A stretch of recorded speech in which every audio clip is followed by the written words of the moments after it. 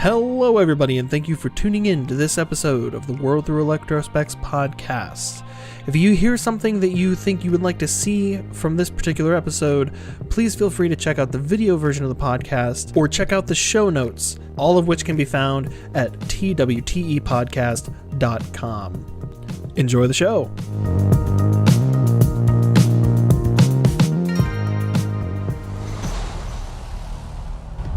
So, Skrulls are the bad guys.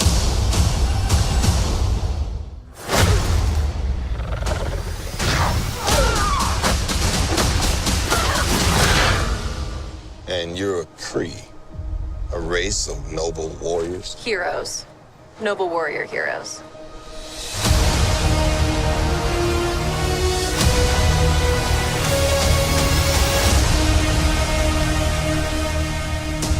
Your life began the day it nearly ended. We found you with no memory. We made you one of us. So you could live longer, stronger, superior. You were reborn. I keep having these memories. Something in my past is the key to all of this. You know how to fly this thing? We'll see. That's a yes or no question. Yes.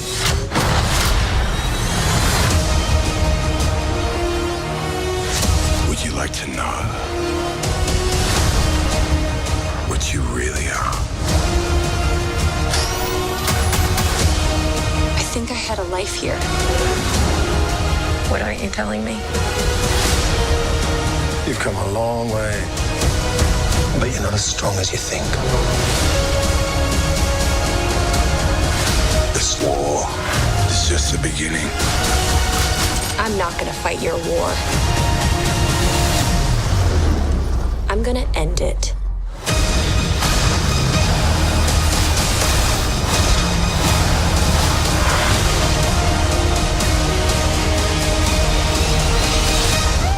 Aren't you the cutest little thing? Aren't you cute? And what's your name, huh? Fury. What's cute? I'll be back.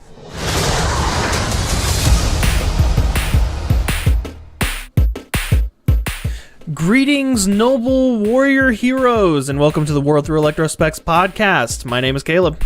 And my name is Pete. And welcome to the show, the live show. We got a little bit of a live, how do you get a little bit of a live stream? We got a live stream going again. Right. It all depends on the bandwidth. Yeah, it's only a quarter of the screen. But Brett is on the live stream right now, which is pretty cool. Always a pleasure having him joining us to hang out and throw in the occasional fun comment. Definitely. This particular episode, we are going to be talking about the Captain Marvel trailer, specifically trailer number 2, that dropped very, very recently, and a lot of people were talking about it, mainly because they were talking about Brie Larson punching an old lady. What? Yes. And it was best too because that poor teenage kid was like all like scooching back in his chair like, yeah. Oh man. See, we know what's going on there, but the characters in that scene, theoretically, the people in that train or bus or whatever that is, are just, this lady in a weird costume is just beating the crap out of an old lady. Yeah. Well, let's work on, we'll work a little bit more on structure a little bit more as we go forward, but I kind of wanted to start off with the cast and crew involved in this movie. And then we can kind of use that as ammunition, for lack of a better way of putting it, or kind of spice, kind of adding to as we go through the trailer, kind of more or less scene by scene. We're going to try to stick to a half an hour this time. Okay. Yeah. But of course, this is a movie that is being released by Marvel Studios. It is a prequel, as far as I can tell. Actually, you know what? First and foremost, we should... Yes. Full disclaimer, I know mostly nothing about Captain Marvel, but I mean, I did a lot of research for this episode of the show. Right. But I before this, I didn't know much about her. Or just the character in general, so I've got some interesting information that I found while I was doing research for the show. But for the most part, I'm sure I'm going to piss somebody off, especially being the fan base that this movie is found in. For sure. Well, it'll be interesting too. It depends on your depth of comic book hero fandom or fanboy or girl that you may have. For True. Sure. That being said, I did feel really intimidated. I thought it sounded like a great idea to take this on. Sorry? Oh. No, I like how so? Because when we first talked about doing this, we were like, yeah, it looks like a cool movie, and we like the Avengers movies. We're nerds. It's a comic book live action movie. Everybody's talking about this new trailer that was dropped. Let's do it. And then I started doing a little bit of research, and if there's anything that rivals, if not surpasses, the Star Wars wiki pages and Wikipedia, it is the vast whole. Well, maybe not whole is a good. Whole might not be a good. It's the vast library of information online that is the Marvel universe. Right. With the comic books and the shows and the movies, and it's a bit of there's a lot to dive into, and I felt super. Another universe out there. Sorry? Oh, I was just saying there is another universe out there. That's for sure. And then multiple different timelines and continuums and resets and and I was never a huge person into Marvel. I'm really enjoying the cinematic universe, as I feel like a lot of people are. I feel like that's a little bit of me jumping onto a bandwagon there, but I definitely do enjoy a lot of the stuff that we're seeing in the cinematic universe. So, but when I saw that, I felt a little intimidated.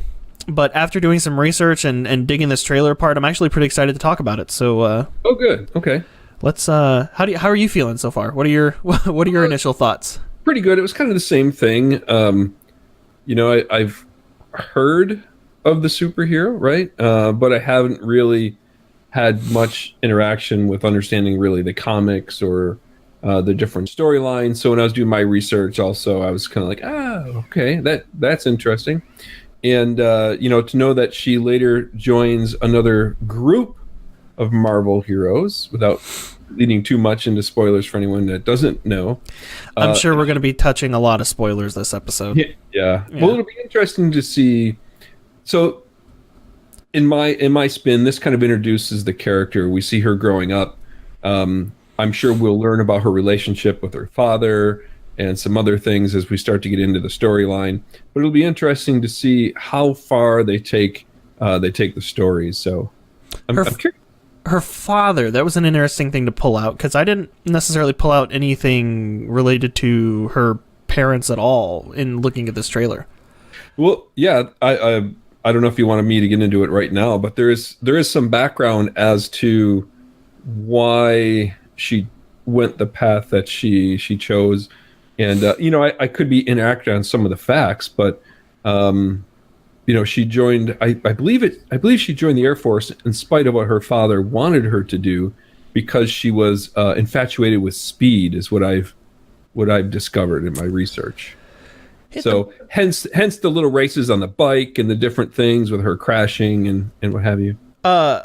Hit the brakes here for a second. Okay, all right. Am I wrong here in gathering that you did a little bit of research before the show?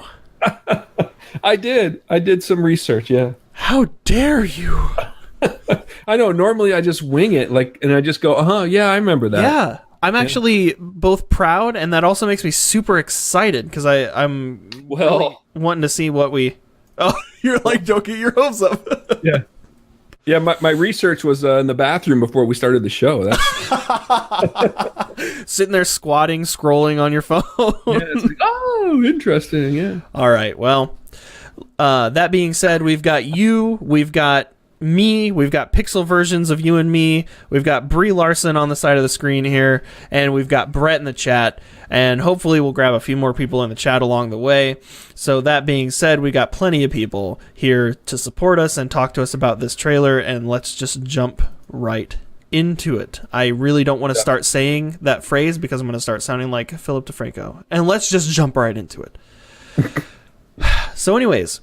So yeah, that's the thing. I'm curious if we will meet her father. They're giving us some background, and that's important because her father has a military background, right?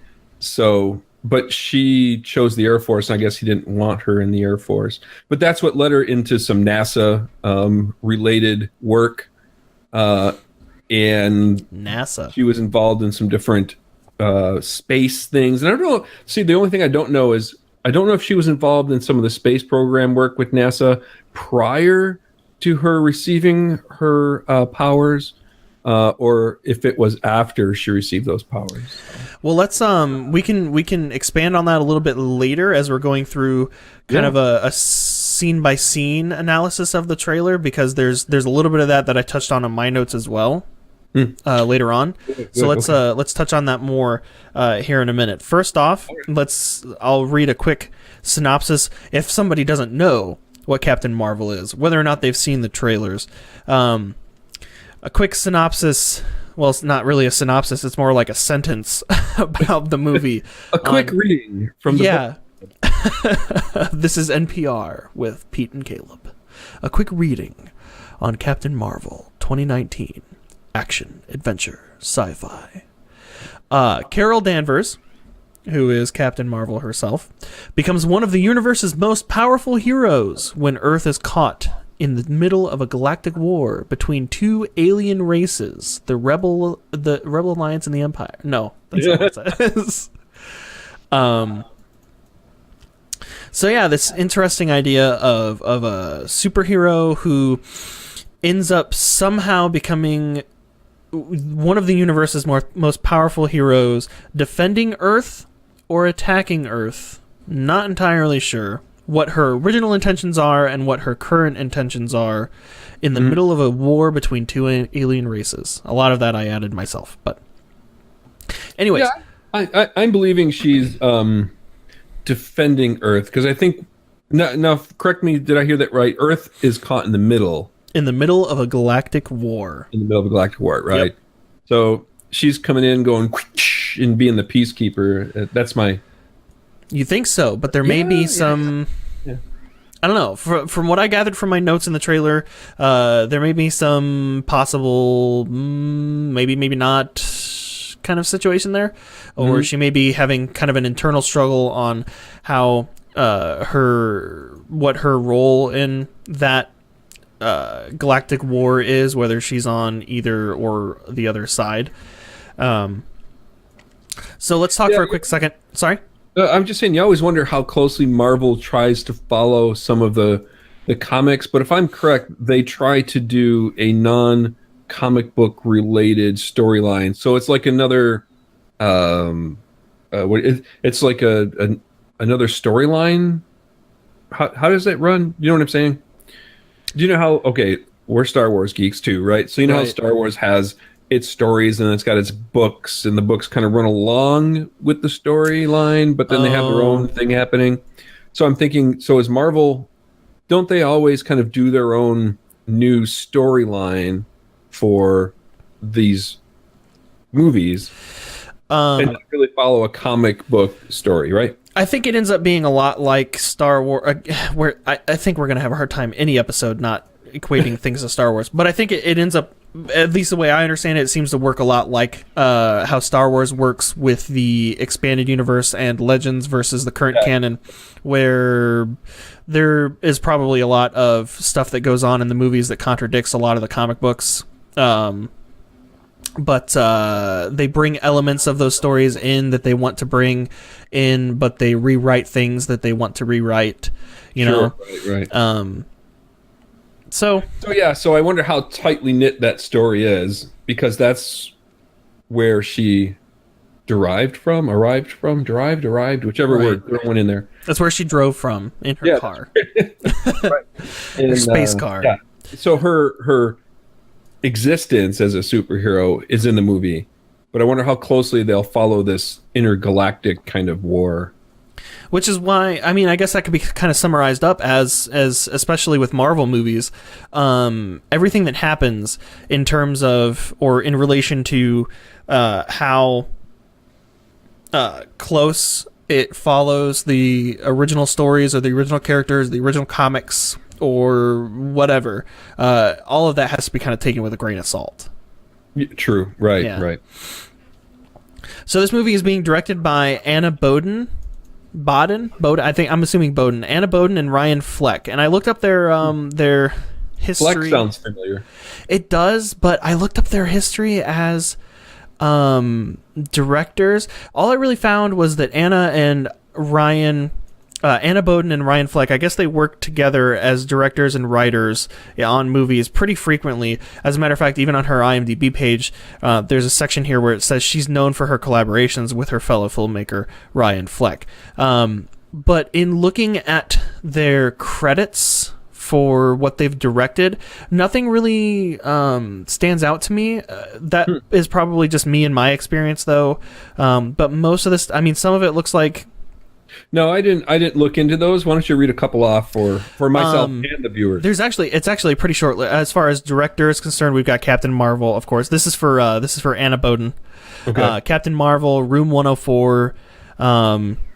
We've got Mississippi Grind. It's kind of a funny story. I've heard of that. Sugar, and a couple documentaries.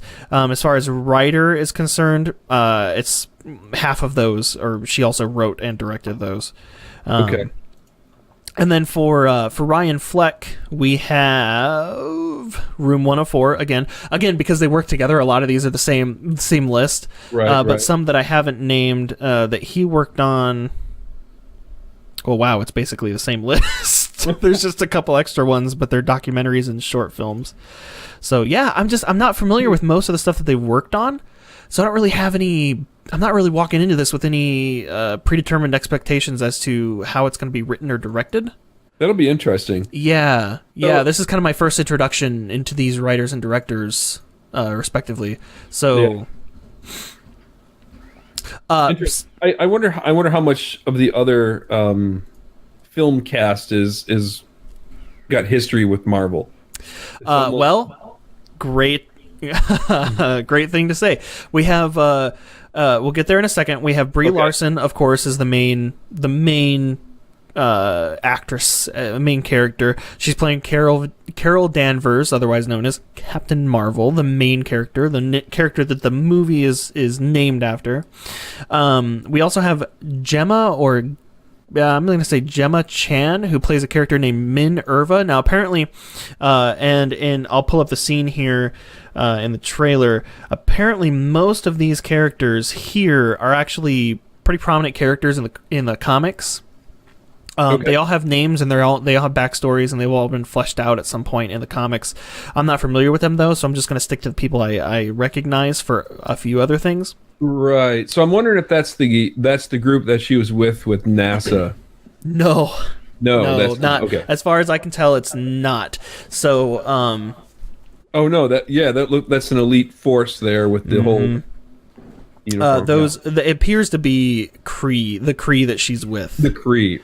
Right, which interestingly enough, and I'll skip a couple people and then I'll go back. There's in the back, my left, the back left, you see a character called Korath, played by, I'm gonna totally murder this name, Jimin Haunso. That's close. Yeah, I tried. That was close.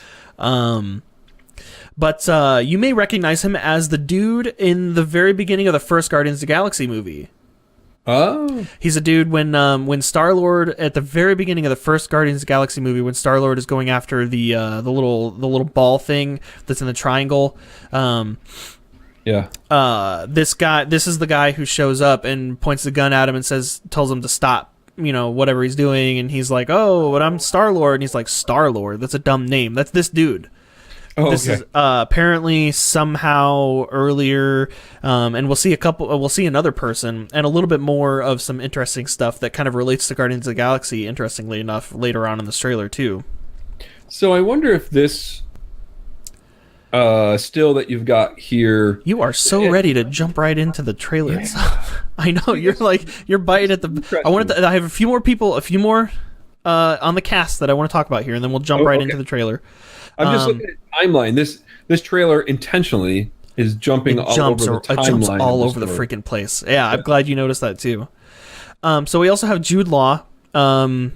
Name sounds very familiar. I'm not entirely... sounds familiar to me as well. Yeah. Apparently he's playing a character in Sherlock Holmes. Was he in the other Sherlock? Was he... Yeah, he was Watson in the most recent Sherlock Holmes movies. Yeah. With Robert Downey Jr. What else is he known for? Man, he's got a long list. Trying to see if any of these stand out to me. AI, Sky Captain in the World of Tomorrow. He was Sky Captain, which is a very strange. That was a very strange movie, but he was in Hugo. He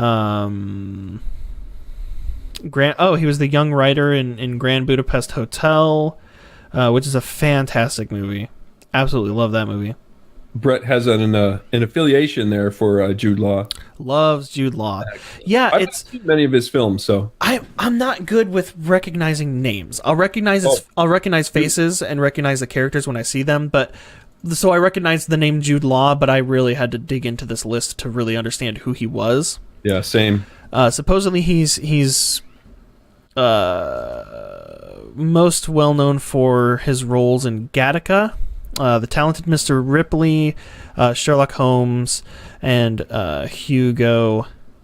Is just what I'm kind of seeing in his quick little snippet here. But he's playing a character. He's playing a character called Walter Lawson. Otherwise, there's a little slash here, and this may be a spoiler. Otherwise known as mar-vell. Yes. Mm-hmm. Yes. So among the rest of the cast, I'll just blow through a couple of them here. We also have Ben Mendelsohn playing a character named Talos, who appears to be the main Skrull character in this trailer. You see him in both his Skrull form and his human form at some point. We'll see that here in the analysis in a second. Oh, Repo Men. Brett is saying, yes. I'm assuming Jude Law was also in Repo Men. We've blown his cover. We mean Evilest Fool. Sorry. Evilest Fool. Fools! But Ben Mendelsohn, you'll also... you probably mostly recognize him as Director Krennic from Rogue One. Yeah. He was also in... I believe he was in the Batman... Dark Knight Rises 2... Sorry, man. Yeah. It's in his credits here. He was a character named Daggett in The Dark Knight Rises. Ben Mendelsohn is a great actor. I recognize. I can't list off what he's been in, but I definitely recognize him, and he's done really good stuff. And then of course we have Samuel L. Jackson doing a really good job of making him look really young. In this trailer. Yeah. It's mainly the haircut, but I hope we learn more about. Maybe here's where we learn about him losing his eye, but he's got that interesting like Band-Aid and scar over his eye. So whether it happens in the movie or not, I think they're kind of probably not foreshadowing, but kind of referencing. Brett says he was. I'm assuming he's referring to Ben Mendelsohn being in The Dark Knight Rises. Gotcha. Thank you, Brett. But yeah, I'm assuming they're kind of referencing that eyebrow bandage that he has in his trailer. They're kind of referencing the fact that he's got that nasty eye scar. Right.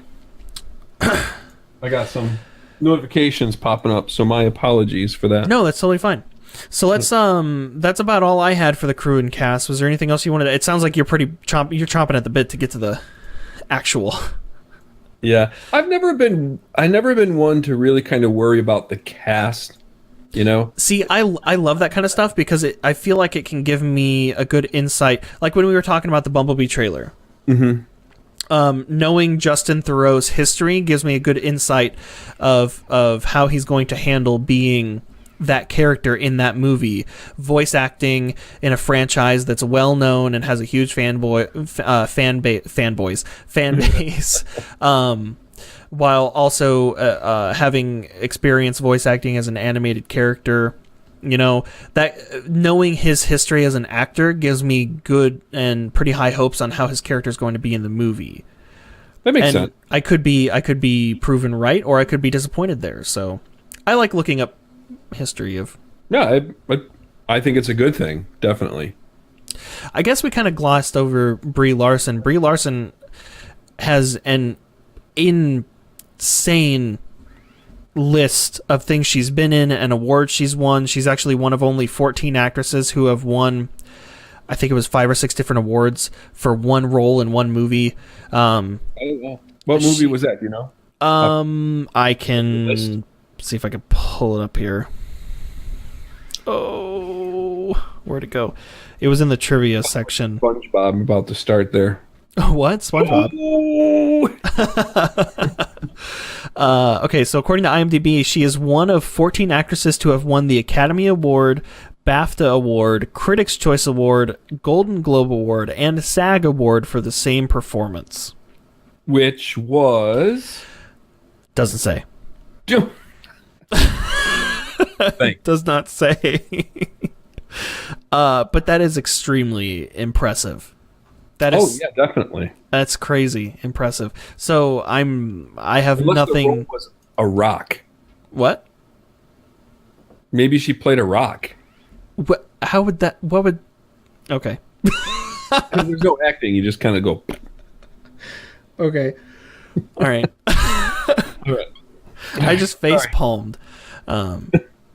So, I mean, just trying to give a synopsis of everything that she's done, and I mean, she seems like an absolute powerhouse of an actress, and it seems like she has been since a very early age. So, I would just recommend looking her up and looking up things that she's been in before, because I don't think just talking about it here in this medium is going to do her justice. Well, just in the trailer, she really becomes that character. Oh, yeah. There's no doubt. I've got extremely high hopes not high hopes, but high expectations. I think she's done it. I think she's going to be absolutely stunning in this movie. Besides that, I think it's fantastic.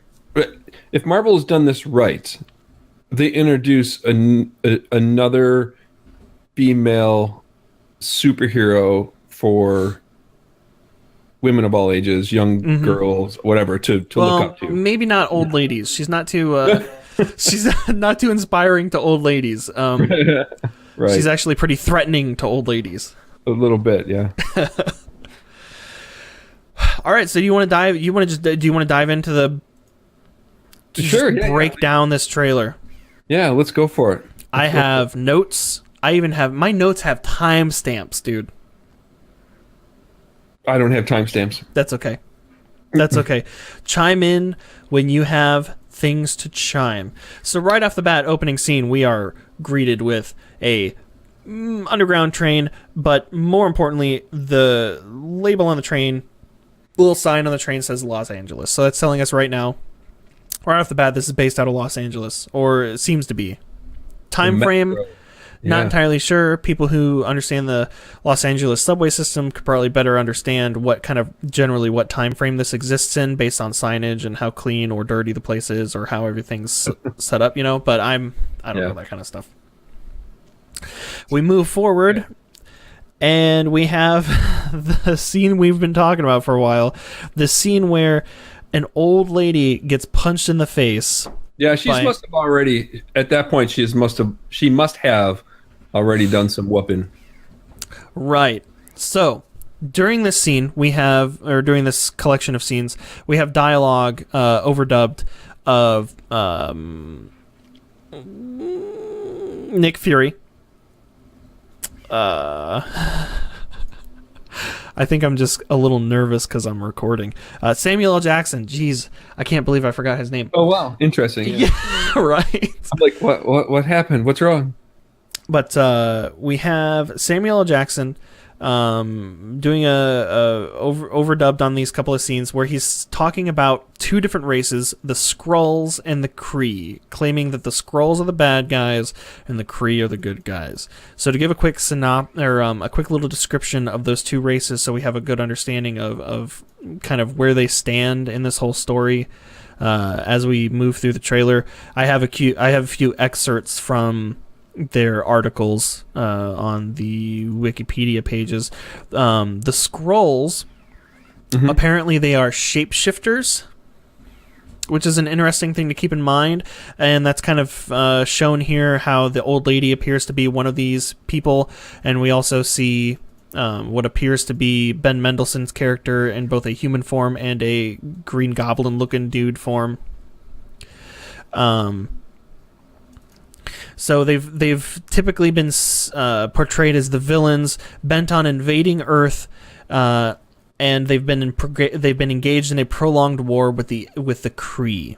The Kree being a technologically advanced militaristic race that apparently native to a planet called Hala. Hala. Right. So. Okay. So apparently the Kree race resembles humans in appearance, except for the fact that a portion of the Kree race have blue skin. Apparently, they have blue blood too. So maybe the blue-skinned ones just have really thin skin, and you're just seeing their blood. Maybe, I don't know. But so this old lady appears to be a member of the Skrull race, which are the bad guys of the film. Maybe we'll see. Allegedly. Yeah. Allegedly. I think it's interesting here in a second. Her added her little bit that she adds on when he says that the Kree are a race of noble warriors, and she goes, heroes, noble warrior heroes. Like she wants to make sure that she makes that distinction, that they're not just noble warriors, because you can have noble warriors that are kind of iffy as far as morals are concerned. I mean, just look at the Mandalorians in the Star Wars universe. Look at the sure. She's helping define the good from the bad. Right. Why am I not? Maybe Brett can chime in here. Why am I not from the dark? Remembering what's the equivalent of the Mandalorians in the Star Trek universe? The Klingons. I mean, they're all noble, honorable warriors, but they're the bad guys still. But then she goes, heroes. Make sure that that's known. Right. So I thought that was an interesting. And then she gives this funny little smirk. Like she knows something. Yeah. So then moving forward, we have the scene that I was talking about here, where she's looking like a total awesome person, surrounded by these other warriors that all apparently have names that I don't know. One of which is Korath, which I mentioned earlier was the dude from, or we will chronologically later see in Guardians of the Galaxy. Yes. We get the Marvel Studios logo. So later on, I have at the kind of 34-second mark, we have a plane crash. And the next few scenes, we have a voiceover that says, "Your life began the day it nearly ended." So as you kind of touched on earlier, it seems as though she was taken in or taken under the wing of the Kree after some sort of accident that she either had what appears to be with a Kree ship of some sort. Maybe. It's hard to be sure, because you would think that if she was taken under the wing of this race, she would be given these powers after she was taken under their wing. But if you notice, during the plane crash, she's already got the blue blood. Or supposedly during the plane crash, she's already got the blue blood. And then immediately after that, she's already got the lightning going on. So I'm almost wondering if she crashed with one of their ships or something. You know what I mean? Right. They're obviously jumping around a lot, but these particular scenes seem to be stitched together in the same kind of I wonder chunk. if it could be the thing where, well, no, that probably wouldn't. No, please. She's military, right? And she's NASA related in the military I don't aspect. well, okay. Go on. Yeah, she's right. Her military gets her into the Air Force. The Air Force thing leads her into NASA stuff. This is probably Kree influence, if you will. But I'm just wondering if something with the NASA, like if she's on a NASA mission or something, and somehow ends up having contact with the scroll. Possibly. And maybe the Kree take her in and save her. I don't know. I don't know necessarily where you're getting the NASA stuff. As far as we see in these trailers, she's at a test pilot school of some sort. She's testing experimental military aircraft. Yeah, I'm scrolling through my previous research here and see if I can come across that again. Who knows if I can find it again? It's one of those things. But the voiceover that happens over the next few scenes says, "We found you with no memory. We made you one of us so that you could I transcribed that wrong. We made you one of us so that you could live longer, so you could be longer, stronger, and superior. Something along the lines of that. I think I transcribed that wrong because there's a couple typos there, and I don't know how to translate it. I don't know how to translate my own typing. But I think so. I have two things to mention here. One, this whole concept of her being in some sort of tragic accident and then being taken under the wing of an alien race that teaches her how to be who she basically is, and she doesn't have a whole lot of memory of her past life. This heavily parallels Star-Lord's journey, for sure.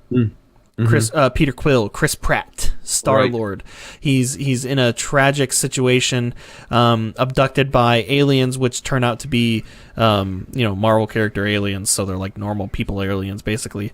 And that's the life that he knows, and he doesn't remember most of his life on Earth. So it feels pretty similar. And there's a few other similarities that she seems to have with Star-Lord as well, which I will mention when we get to that later. I thought it was interesting that this lady in the voiceover, though, she's saying longer, so that you can live longer, which makes sense as to why we're seeing Brie Larson as Brie Larson in both this timeline and later on when we see her, most likely in the future Avengers movies. We're probably going to see her not having aged very much at all, because of this, and this line kind of explains that the Kree made her so that she could live longer, so that she could be stronger. That's kind of obvious and kind of a given. She's literally shooting lasers out of her fists. And then superior. I don't know about you, but when I hear the word superior describing a people or a faction in a faction in a war, or a race in a conflict of some sort, when I hear the word superior, the first thing I think of is Megatron from the original 1980s cartoon, or Soundwave from the original 1980s Transformers cartoon. And although it seems like this lady is a member of the Kree, the word superior is just really making me feel, hey, we have a second person. It's Wes from LanOC Reviews. How's it going, Wes? Sorry, I just totally got derailed there. Anyways, that's my point that I'm making here, is that it seems like using the word superior definitely makes it feel like a situation where they're a little on the bad guy side of the middle line, or maybe close to the middle line of the good guy side, if you know what I mean. Yeah. Where it's like, I can kind of understand you're just no, it's okay, Wes. That's why we have the live stream, to be interrupted by cool people. That's right. Or joined by, not interrupted, joined by cool people. Right. Yeah, feel free to join in the conversation at any time, Yeah. If you've got something to add, for sure. Speaking of something to add, what do you think of that, Pete? What I was talking about there. It's weird that she's using the word superior to describe their race. That usually seems kind of like to be to elude kind of a gray area as far as whether or not that race is the good guys or not. Yeah. Trying to set them aside as the elitist and Right. their point of view is right, but perhaps it's not. I don't know. And of course, the lady who's saying this, we see her later on in the trailer. I don't think I'm gonna be able to grab that because she's in there for like, this lady. I guess I didn't figure out who she was. I don't know who that was, but moving on. Could that be? I'm just looking through some notes here. I've almost completely lost you in those notes. Well, I'm wondering if that was. No, it couldn't. I just wonder if it was like her mother or something, or. I mean, she's definitely an older lady that she seems to like a lot more than the lady on the bus. Right. Another thing of note here I thought was particularly interesting in this particular scene is that the person who's walking up towards her after this supposed crash, they seem to be wearing the same kind of green colored armor as the Kree. Okay. So kind of adds more to that theory of this is the collection of scenes where she's being brought in under their wing and turned into a Spartan, basically. So then we have this cool shot. It's sweet looking. Bunch of chunky metal buildings. Could be maybe a Kree planet, maybe. Yeah, that's why I'm thinking she's. I don't know, because it's directly followed by some kind of mishap, and they brought her in to help her. This weird room, right? Or there's that weird connection of like, hey, we need someone that has a connection on Earth with intelligence, right? Because she was part of the U.S. Special Forces and a part of the intelligence agency. So I don't know. There's a scene here where they're pumping Kool-Aid into her bloodstream. It could be the Deadpool thing too. Ooh, yeah? Yeah, where it's like, well, we're just taking this person because we need someone on the inside on planet Earth to get to the scroll. I don't know. Oh, like they're using her. Yeah. Which would also kind of go towards that idea that I was having where, and then later on in the trailer, we're starting to connect some dots here, because later on in the trailer, some other dude says, you're not who you think you are. Do you want to, or you don't. I think it was Ben Mendelsohn's voiceover that was saying, you'll learn, or do you want me to tell you who you really are, or what your true purpose is, or whatever. So that would kind of, add to that theory that you have going on there. Interesting. Yeah. Okay. So blue Kool-Aid. Yeah, we got a lot to go through this trailer too yet. Whew. Yeah, I know. That's why I'm spaceship. Laser fists. Yes. I wish I had laser fists. This helmet's interesting. Yeah. A little Spartanish. Yep. Yeah, with the mohawk. Almost. Well, they do show the helmet a little bit later on where it almost does like the Star-Lord thing where it kind of disintegrates into nothingness. Yeah, so that was the other thing, and we'll see that later in the trailer. Kind of going off on my little bit of a connection that I was making earlier, where it seems like her origin story is pretty similar to Peter Quill's origin story in Guardians of the Galaxy. Whatever. Well, she does have a connection with the Guardians of the Galaxy somehow from my research. I didn't dig too deep into that, though. Interesting. Yep. As well as Avengers. Well, yeah. In a little bit of research I was doing, I guess in some of the original storylines, she at one point was the head of the Avengers, but... Oh. But yeah, her origin story seems similar to Peter Quill's. Her helmet attachment and disappearing technology seems to be pretty similar to the way Star-Lord's helmet works. Yeah. So yeah, and then we also have other like villain parallels where we saw Korath was his name, I believe. Korath is one of the goodish maybe guys in this trailer in that one scene. And then we also later on in the trailer you'll see another character from Guardians of the Galaxy that makes an appearance, a very brief appearance that you don't recognize at first, but So moving Well, forward, I just found out the name of the machine that alters her from a human to a human Kree hybrid. which may be this machine. The psychomagnetron. Is that a Decepticon? No, that's the name of it. The psychomagnetron. Let's see if I can get this on screen for our viewers. Psychomagnetron. Interesting. I wonder if that's what this thing is. Right. That's kind of what I'm wondering as well. Maybe that's where she's being transformed into that hybrid, super powered, superhuman. Could be possible. You could be onto something. Yeah.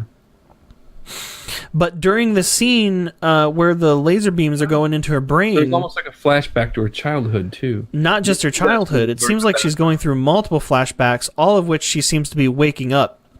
Almost like she's suffering from some sort of long-term memory loss, where it seems like she's lived multiple lives as she's been growing up over different age. That explains what the guy was saying to her too. So maybe we won't really be told the story, but we'll be told her backstory through flashback. Possibly. It also goes along with this thing where she's saying the like her past is somehow the key to the current conflict that they're dealing with. The fact that she doesn't really remember, and she even says in the trailer she has flashbacks of what seem to be past lives. Okay. But if you notice, it doesn't seem like any of the age ranges you see the younger versions of her in the trailer repeat themselves. In other words, if she was just having flashbacks of past lives, she could have multiple different versions of kind of her and the way she looks as different teenagers going through different lives, you know. But instead we see one version of her as a little girl, one version of her as what looks to be a teenager, one version of her in a pilot, you know, one version of her in the modern day. None of those things repeat, so it almost doesn't feel like a past life thing. It almost feels like she's interpreting it as a past life thing, but it's more so that she's kind of forgetting things and reawakening during these different stages in her life somehow. Right. So it's giving a little bit of taste of the creation of the comic book hero without getting too into it. Yeah. But then giving us a new story. So then we were chatting about this a second ago, this scene here, which was kind of interesting, where she's in a jet of some sort. But now you were talking about NASA. This is what I thought maybe you were talking about, but it seems to be totally different. She's got a patch on her shoulder that says USAF Test Pilot School. Yes, she was a test pilot with the Air Force, and she actually had the call sign. Huh? What does that have to do with NASA? Well, no, she also did work with NASA from my research. Yeah, in like the comic books. It says here her call sign while she was this test pilot was cheeseburger. Are you serious? Yeah. Is this based? Is this like from the comic books or something? Or yes, yeah. So I'm curious if they'll have any kind of like Easter egg. Ooh, we are not connected to our YouTube live chat anymore. Yeah, we somehow disconnected from the live chat. We're still live, but let me get signed back in here. Right click to configure. I'm working on it. Hang on. No, we're getting there. That's fine. Her work with NASA was apparently after the test pilot work with the Air Force. Here it is. I found it. So it says here, NASA eventually requested her for an open position as head of security, which she accepted. There we go. She resigned from the Air Force, becoming the youngest security captain in NASA's history. So we actually got the chat back up, and Brett, who well, I don't know how private he wants to be. He's got some background in this, and he says NASA will use USAF pilots as test pilots at times. Well, I don't know if Evilist Fool, if you caught me speaking about this while we lost you on the chat, but from my research here, I'll read this little piece. We were still live. We were live. Okay. Yeah, we were still live. It's just we couldn't see the chat for a second. So NASA brought her in as head of security for them, and eventually became embroiled in the scheme of the interstellar alien Kree Empire. That's based on the comics, though, right? Yeah. So again, that has to be kind of taken from a grain of thought of salt. Grain of thought, Peter. Well, yes, but it kind of makes sense with the trailer timeline. So it does, yeah. And like we were saying earlier, we don't know how much of that stuff they're going to pull into this story. Right. It might all of this discussion we've had so far could take place in like 5 minutes in a 2-hour film. I'm exhausted. There's so much to talk about. All right, let's keep moving forward. So, unless right there. Schedule a round 2. Did you look up anything about the label? Brett, maybe you can chime in and tell me what the term for this is. I don't know if it's a call sign or a label but on the side of this other lady's jet. I can't read it. It says Maria Photon Rambo. Rambo. So I did a Google of that name. I can't see that. Okay. That's okay. I did a Google of that name. Apparently, in the comics, as long as we're talking about comics, how this relates to the comics, apparently, Maria Photon Rambo, apparently she was the mother of some form of original version of Captain Marvel. I guess in one form of the Captain Marvel storyline, Captain Marvel was a character known as Monica Rambeau, who was the daughter of this Maria Rambeau. I should have kept the article up so I could look it up. I can't remember, but I one of the two, whether it was Maria or Monica, went by a couple different. I think it was Monica, because she supposedly she went through a couple different names. Yeah, he says he can't read it, but usually on the side of the cockpit, it's the name of the pilot. I got that much, but I was just wondering if there was a specific a call sign, or if there was a specific term for the spray painted name on the side of the. So I wonder. So this probably isn't her. This might be like a pilot she's flying with or something. Right, and they may just be a couple jets in a row. They may just be recycling the name as kind of a reference to one of the comic book storylines. Right. I just thought it was super interesting that when you Google the name on the side of that jet, who happens to be the current Captain Marvel's friend, apparently, from what it looks like, it comes up as being the mother of the original or one of the original Captain Marvels, who at some point before settling on the name Captain Marvel went by the name Photon, which is her call sign in quotes between her first and last name. So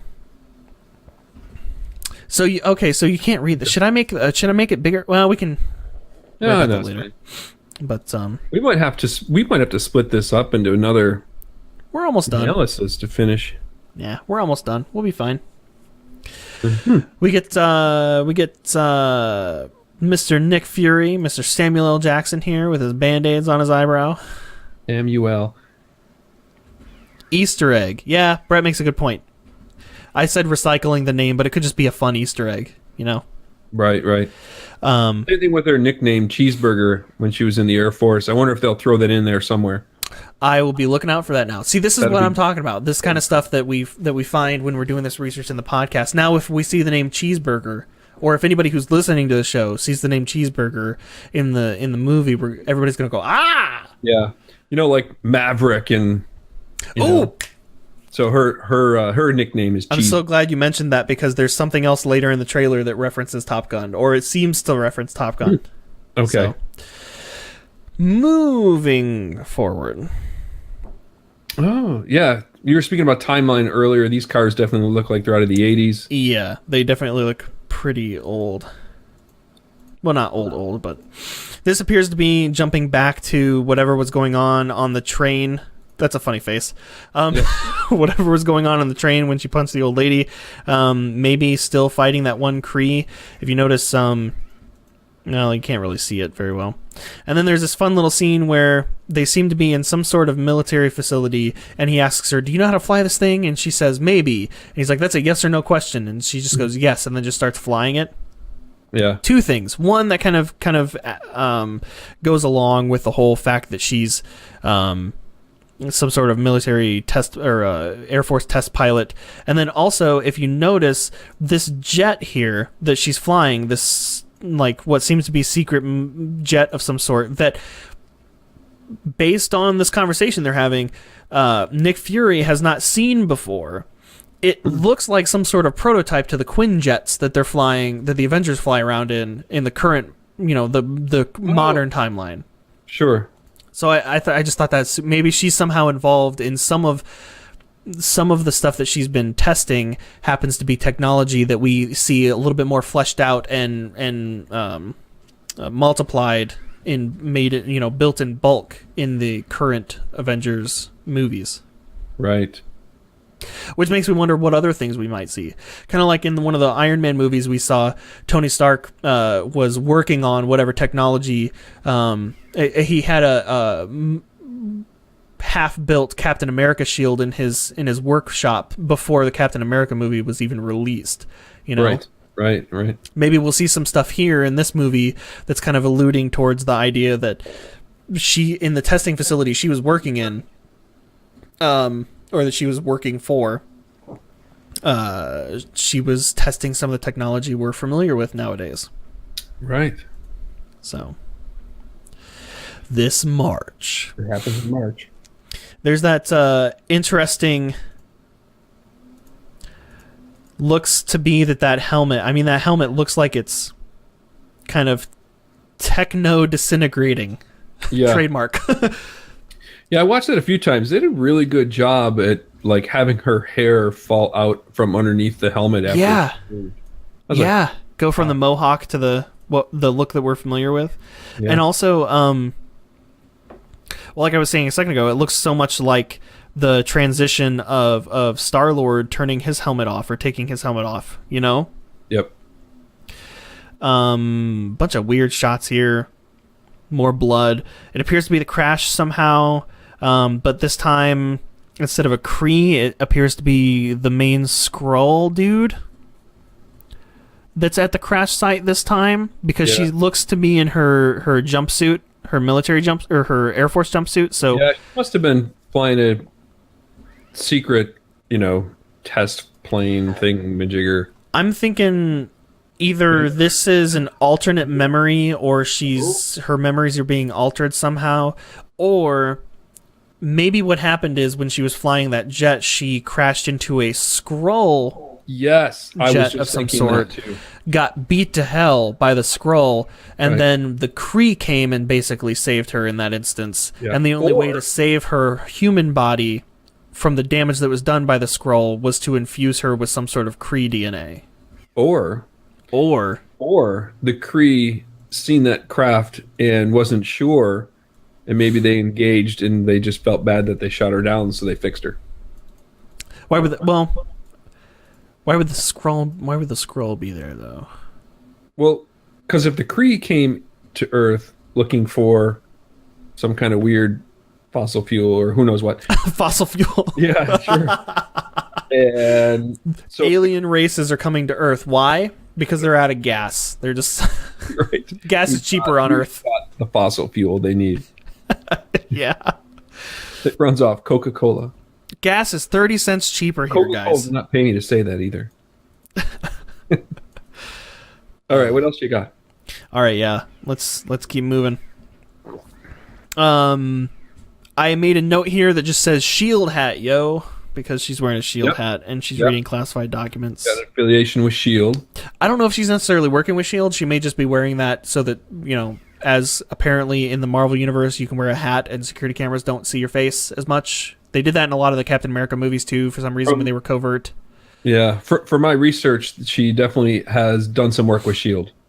Gotcha. There's an interesting shot here where her... it's kind of hard to see probably in the stream, and especially in yours because it's tiny, but it appears to be her dog tag that is ripped in half. Okay. So in a little bit of some of the research that I was doing, I came across that I guess she, for some reason, when she's involved with the Kree, goes by the not a pseudonym, but I'm tired. She goes by the name Verse. Okay, yeah, I did see something like that too, yeah. Right, and her name is Carol Danvers, right? And so if this is her Sorry, I've got to, my screens were about to turn off. So if this is her dog tag that's been ripped in half, but it's cut off at the Carol Dan, so maybe whenever this accident happened, she only got the half of her dog tag that said Verse, and that's why she goes by that name. Verse at the end of Danverse. Right. At least that seems to be... There were a couple people online that were saying that was kind of the theory, and that makes total sense, and I think that's kind of cool. It's kind of a fun little... Jude Law here, looking all angry. And then more weird old memories of her being thrown down on the ground. And now we've got a suit change. So we get the text with a hero, and then this is the first time in the trailer we've seen the red and blue suit, as far as I could tell. So there's a little bit of an implication here that at some point when she changes from the Kree armor to her red and blue suit, that's when she's actually a hero of some sort, or maybe she decides she's the hero and then changes the suit. Okay. Hey, Brett, sorry we went so long. Thanks for joining us. Brett says, got to go, night guys. We are recording pretty late. When we do future live streams, we won't do this so late. What'd you say? No, I said we're getting there too, don't worry. Yeah, we're almost done. So let's just kind of blast through. She just completely annihilated these people. Wouldn't it be cool if you could just wave your arms around and knock out an entire room? So this is what I was talking about here a second ago. There's a quick little 2-second shot here. That's Ronan the Accuser from Guardians of the Galaxy, the main blue bad guy dude from the first Guardians of the Galaxy movie. So apparently he's making an appearance in this movie as well. Tying it together. Yep, tying it all together. He's working with the scroll. And that there's Ben Mendelsohn again as Director Krennic, as whatever his character's name is in this movie. I did not take that down. Talos.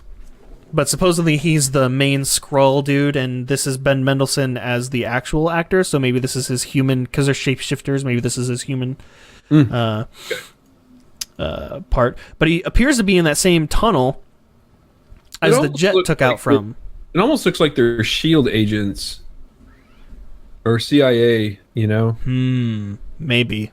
To infiltrate or something. So that jet that they were flying earlier was white and red, and there's a white and red jet in the background here. So maybe this is probably from the same scene. Maybe they're running away from Ben Mendelsohn's character and his goons in this tunnel scene. So kind of paralleling the shots we had earlier, the quick cuts of her kind of being knocked down throughout her life, we also get quick cuts of her standing back up. Right. I think that's great. All the way up to Captain Marvel, sticking a knee up, standing back. And this shot right here, there's something about it that just looks so cool. Mm-hmm. Where she's just kind of seemingly teleporting into the room. See, there's have you in your research, did you come up with the Marvel hero binary? I stumbled across that term, but I don't remember what it. Show you a quick picture. So when you're looking at that transformation, does this look anything? That looks just. I mean, look at this. It's basically the same thing. So eventually, she becomes binary, the superhero binary. I don't know if they would do that in this film, but maybe they're look at this. Look at these shots. It looks like she is. Certainly. I mean, it looks like we're looking at that photo that you just showed me. Oh yeah, almost identically. So I wonder if they're just. She got flames coming out her head too. Yeah, I wonder if they're just using some of her comic book history and just doing a little homage to some of that or what. But that's interesting. Yeah. I think you're right. I'll show you once again. Here we go. Did you do any research on the binary as a character, or why she suddenly seems to be so much more powerful? Or no, I didn't get that far. I didn't get to find out about that. Maybe maybe our viewers who are listening to the show or watching the show on YouTube, maybe you people can chime in, and if you're a fan of the series, or if you Google it, we wouldn't know.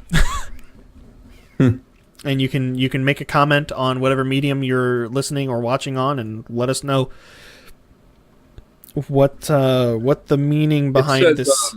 It says here, Carol was abducted are you gonna take the wind out of their sails? Hmm? Are you gonna take the wind out of their sails? Sorry, go on. Oh. Well, from what this says, just below that image, Carol was abducted by the alien Broad and subjected to an evolutionary ray that triggered the latent potential of her augmented genes. Thus, she became the cosmically powered mutate called Binary. So maybe that gets added in here as well. I don't know. This is the deep weird level of the Marvel universe that I have a hard time keeping track of. No, it's just it's super interesting though. If that's what they're doing with this movie, they're definitely getting pretty close to the source material, it seems. Yeah. So there's not much left, but this, she's wearing the red and blue suit here, appears to be doing something related to the binary thing you're talking about, and she's just completely handing them a new one, ripping them a new one. Whoever, it appears to be the same ships from earlier in the movie. We can assume they're, well, it seems like Binary goes back to Captain Marvel in a way. So that gives her the cosmic powers to be in space. I don't know. I have this theory. I'm still sticking to this theory that the Kree are somehow also bad guys. And she ends up working against them at some point. Because kind of what I was touching on earlier, where the language of how they were talking about their race and how it was superior, and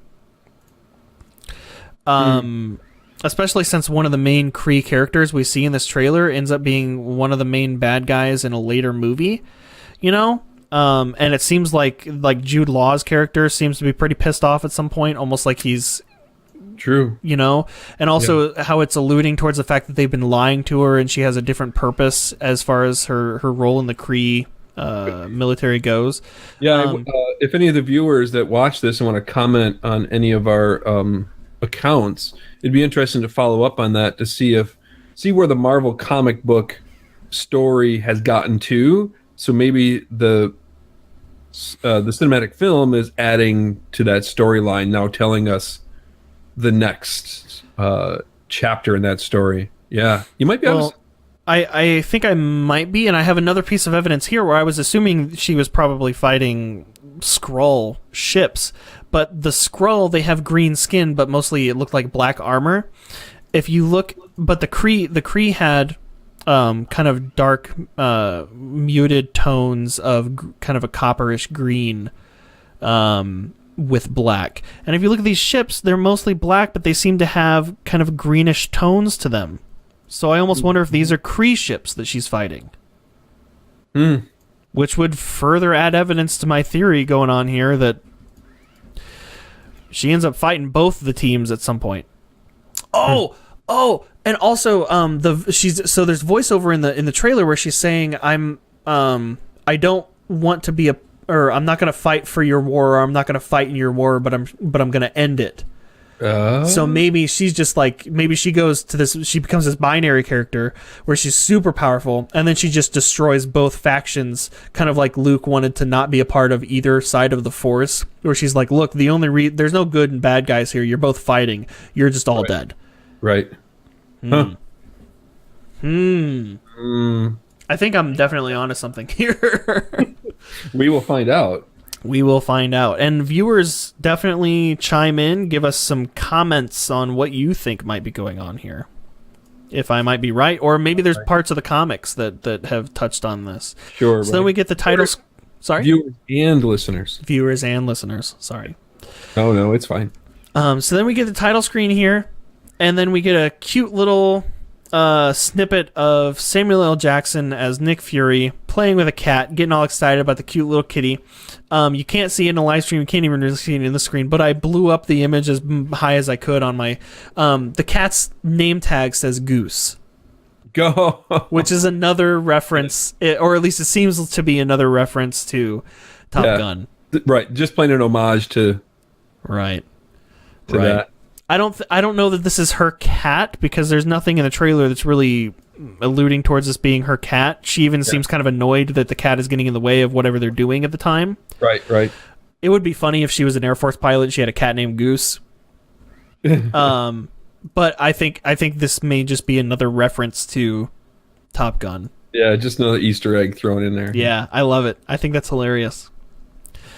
And then after that, she's like, "Hey, Nick Fury, come on, let's go. You're getting distracted by a cute kitty cat." Right. And she flies off. Probably just another beauty shot. I don't think that has any significance to that. And that's the end of the trailer. There it is. And my last note, we got through them all. So now you see what I was talking about. I felt super intimidated when I started digging into this, but after I got my notes together, I was pretty excited. So closing thoughts. What are your closing thoughts on this?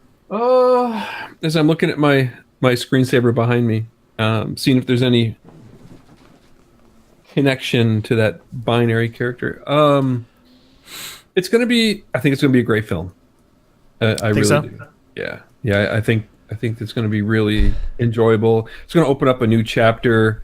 Who knows how many decades of Marvel movies we have going forward, but it seems like they're just finding other ways to just kind of link them together. And man, if she was in the next Guardians of the Galaxy, that would be so cool. Yeah. So I've got especially seeing Thanos, or not Thanos. Ronan guy from Guardians. What guy? The Star-Lord's enemy there. Oh, Korath. Yeah, Korath. Oh my God, yeah, Korath. Yeah. So it might be alluding to an Avengers appearance, or good Lord, Galaxy appearance. Yeah. Ooh, maybe we get a Galaxy Guardians of Galaxy cameo of some sort, character cameo or actor or actress cameo. Joining them for a aside from the ones we've already seen. Yeah. So I have one very large positive and two kind of medium-sized negatives, which kind of put me at kind of a neutral for how I'm looking forward to this movie. Okay. Given her acting career so far, given how much Marvel just completely knocks it out of the park with their Marvel movies, given the visuals and what it seems like the story is going to be and how it's going to be it seems like it's going to be one of those kind of back and forth kind of who's the good guys? We thought we were the good guys. Maybe we're not the good guys. Maybe we are the good guys, but our morals a little shady. Right. I think it's going to be a really good movie. I think I'm really going to enjoy it. I have two main concerns. One of them has no backbone whatsoever. It's just an observation I'm making. And the other one is one that I feel is pretty justified. The first one that doesn't really have a whole lot of backbone, I'm kind of concerned about a character like this. So supposedly bringing Captain Marvel into this universe is bringing the idea of this is that the Avengers movies, Infinity War, Thanos is the most powerful villain they've ever come across. The only person, and he ends up being the only villain that can take out a good portion of the main characters that we're familiar with, and they don't really stand a chance against him. So how do you defeat a villain like that? You either get everybody involved, which, as we find out at the end of Infinity War, not everybody can get involved anymore. Or you get a hero that's stronger than him. I have slight concerns that having a character such as Captain Marvel and what it seems like to be this ultra-powerful version of her close to the end of the movie, maybe at some point, or maybe that's the beginning of the movie, who knows, but this ultra-powerful version of her that seems to just be able to shoot lasers out of her fists and fly and breathe in space. Yeah. I have some slight concerns that it might be going the Superman route, where if she has too many powers and she's too powerful, what do you need the rest of the team for?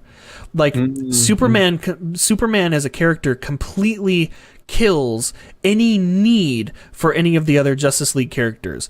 What's the Flash do? He runs really fast. Well, guess what? Superman runs really fast too. What does Batman do? He's really strong and he fights and he has gadgets. Well, guess what? Superman can fly, and he's really strong, and he fights really well. Who needs Batman at that point? Superman as a character being able to have all these powers and be so powerful, just completely, like, you don't need the rest of the Justice League. 90% of the Justice League TV shows, and I haven't seen the movie. I have yet to see the movie, but I'm hoping they do something different there. I mean, the movie's been out for a while. I should see it. It was the Justice League struggling to defeat a villain until Superman shows up at the scene, and then the conflict is over.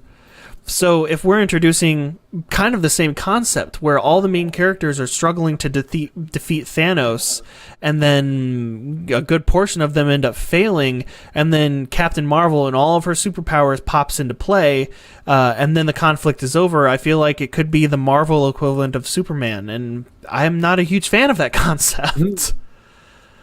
Well, every superhero has a weakness. So I wonder what hers is. So far, it seems like her weakness is mainly just she doesn't know where she came from.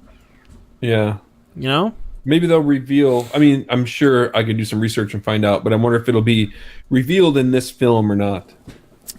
My second concern, that's a little bit less of a concern, but has a little bit more backbone, is the idea that the other movies... This is kind of a prequel.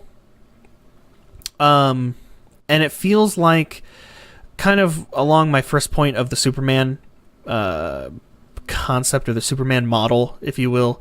They were like, well, what are we going to do with Thanos now? Well, let's bring in Captain Marvel. Well, nobody knows who Captain Marvel is. Well, I don't know. We got a budget. Let's make a movie explaining who Captain Marvel is. If people don't watch this movie, they're not going to know who Captain Marvel is. Most of us didn't know who she was until this movie was made. It seems kind of like...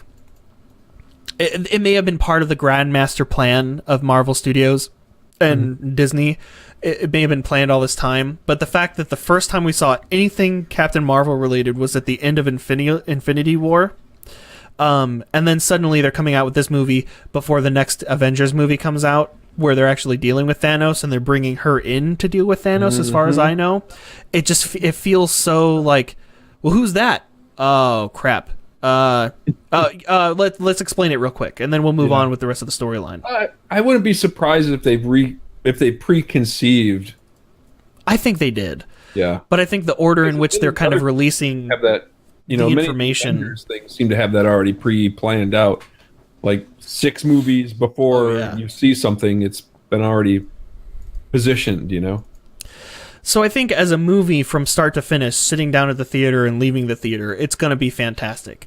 As far as what her character represents and what the movie represents and how its place within the overarching narrative of the Marvel movies, it feels I have my concerns. I'll put it that way. It doesn't feel bad.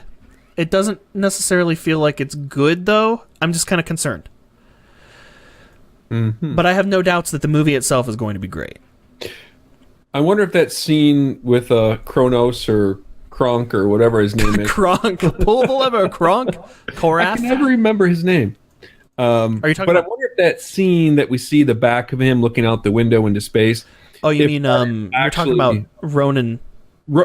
Yeah. I wonder if that's actually part of the end of the film, where we see him being somehow involved in that battle. You know what I mean? And that's where they make that tie-in to Guardians of the Galaxy. It's like, oh my god, he's been there helping them the whole time. Oh no. Helping who the whole time? Right there. That battle, I wonder if that's at the end when she has that kind of binary looking feel where she's just kind of like making a mess of the whole place. Was Ronan a Kree? Because he was blue. Yeah, maybe. So that would establish the Kree as being the bad guys, at least in the current storyline. That's kind of what I'm... Right, and now all of a sudden he has a new enemy. Next Guardian of the Galaxy, cue it now. Hit the music. I've got a feeling. We've got a feeling. Yeah, I've got a feeling. Yeah. All right.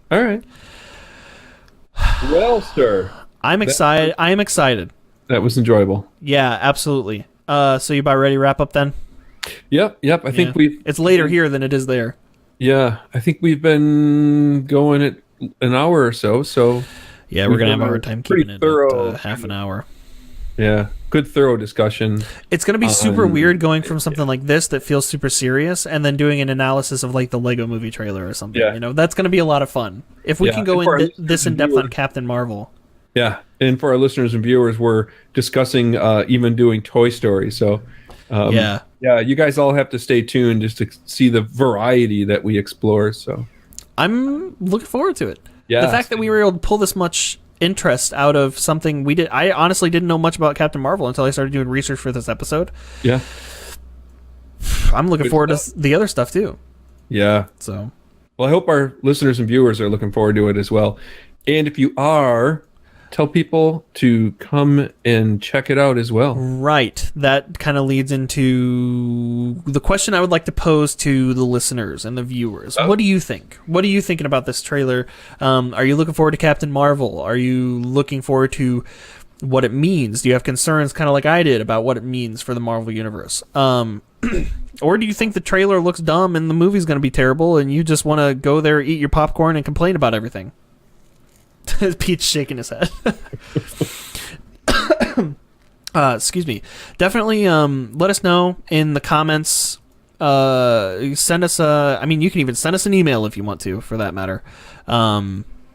But definitely let us know. Get in contact with us. Comment on Facebook posts or whatever. We want to talk to you guys. We want to hear what you have to say, what you think about this movie, and what you think about our show. Yes. So let's just close it up. Pete, where can people find you? PeteBella.com. I'm also on Instagram as well. Facebook. Seek me out. Okay. And you can also find me at calebferris.com. And I'm also on Instagram, and I'll post links to all that stuff in the descriptions, as well as links to where you can find the show now. Our show now has its own presence online. You can find us at TWTE Podcast on Facebook, Twitter, and Instagram, and the World Through Electrospecs on YouTube. There's a weird thing going on with YouTube right now. I'm working on it. I don't know why our channel doesn't show up on YouTube. Probably because I haven't uploaded any videos. I'm also working on transferring all the videos from the previous playlist from my YouTube channel over to the show's YouTube channel, so I'm sure it'll show up in the search results once we've actually got something on the channel. So I'm working on that, but it does have a channel, and it's what we've been live streaming on too, so that's pretty cool. Oh, great. Yeah. And then you can also check out the show, whether you're watching the video version on YouTube, or if you're listening to the audio version, or if you want to subscribe to the audio version, you can check us out on iTunes, you can check us out on Google Play, you can check us out on Stitcher, and pretty much anywhere else you find your podcasts. Feel free to leave a review or a comment of some sort. It definitely helps us out. And we love hearing from you guys and girls and listeners, watchers, whatever. We love hearing from you and knowing that we're not totally alone, and we're not just screaming out into the internet abyss and nobody's actually paying attention to anything we're doing. We enjoy what we do. We hope that other people enjoy what we do as well. Yep. Right on. So that being said, that's all I have. Thank you everybody for listening. And we will see you next episode. Are you not going to say anything? No, I don't know what to say. Okay, just point at the camera. Yeah. All right, bye, everybody. All right.